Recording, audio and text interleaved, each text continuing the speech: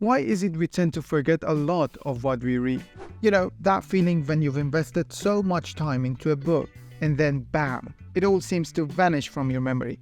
In this video, we'll take a look at the brilliant book How to Read a Book by Mortimer J. Adler, which offers some brilliant strategies to tackle this very issue. I found these methods incredibly effective myself, and I'm confident they'll work wonders for you too. So let's get started. In How to Read a Book, Mortimer J. Adler and Charles Van Doren discuss 4 levels of reading. They also look into why we tend to forget what we read, which is tied to these levels. So, to really grasp why we forget, we need to understand these 4 levels: elementary reading, inspectional reading, analytical reading, and syntopical reading. Let's break it down, shall we? Elementary reading is the first level, which we all learned back in primary school. It's about decoding words and understanding straightforward sentences. Basically, at this point, you're learning how to read, but not much about finding deeper meaning or analyzing what you're reading. This level is really obvious and simple. A lot of times when we read a book and after a while realize we've forgotten it, it's because we only did this one level. We just read the text, that's it. Next up is inspectional reading, or what you might know as skimming or pre-reading. It's like getting the main idea of the book quickly. You check out the table of contents, the preface, maybe the index, and even glance over a few chapters to get an idea of how the book is structured and its main points. The aim here is to grasp the book's overall message and figure out if it's worth investing more time into. How did you find the video so far? If you find it useful, please consider liking and subscribing if you haven't already.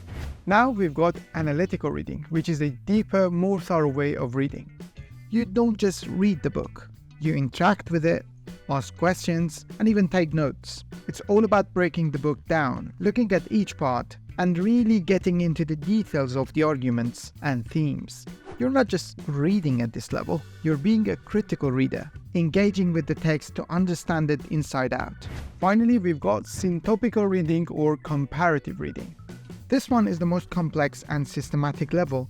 You read several books on the same topic, then you compare and contrast their ideas and viewpoints. It's all about building a comprehensive understanding of that subject by pulling together information from all those different sources. You could say that not many people read at this level, and you can't really spend that much time on every topic. But for those subjects that matter to you, if you read like this, you'll really nail it. So, why do we forget what we read? Adler and Van Doren talk about this in their book, and they offer some pretty interesting explanation. One reason we might forget is the lack of engagement. If we read without really getting involved, just going through the motions, we're more likely to forget what we read. Active reading, on the other hand, is about asking questions, summarizing what you've read, and even chatting about it with others.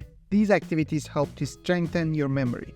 I can vouch for this myself. While I was going through the book to make this video and writing down my points, I was like, yeah, it is true. Almost all the books and articles I can easily recall and bring up in discussions are the ones I actively read. They're the ones that stuck with me. On the flip side, the books that I've just lazily skimmed through when I was just lounging around and reading for relaxation without really getting involved, those are the ones that I can barely remember. It's like they vanished from my memory. I look at them and think, wow, did I really read this book around a year ago? It feels like it was 100 years ago.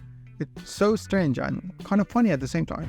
Another point Adler and Van Doren discuss in How to Read a Book is superficial reading. Basically, if you're just reading at the elementary or skimming level, we might miss the more profound ideas and relationships in the text. To get that deeper understanding and remember what we read better, we need to engage in analytical and comparative reading. That way, we really get into the nitty-gritty of the material and connect with it on a more meaningful level. Another reason we might forget what we've read is the absence of purpose. If we just pick up a book and start reading without a clear aim or any specific question in mind, the information might not stick as well. But when we read with a purpose, like trying to answer a particular question or achieve a goal, we're more likely to remember what we read. One more factor that contributes to forgetting is failing to review what we've read. When we go back on the material, either by reviewing our notes, summarizing chapters, or having a chat about it with someone, we're actually helping our brain hold on to that information better. It's really crucial for really cementing what you've learned in your memory. Now, it's important to note that this review process is closely tied to the previous points. If you didn't actively read the book, ask questions, and get involved with it in ways like note-taking, then reviewing becomes nearly impossible. You can't really review a book by just rereading the whole thing from scratch, can you? So make sure you actively engage with the text from the get-go, so when it comes to review, you've got something meaningful to look back on. This book suggests a brilliant method to test your understanding of the material you've read. I've also covered this in a separate video here, which I highly recommend checking out as your next video. Cheers for watching and happy reading!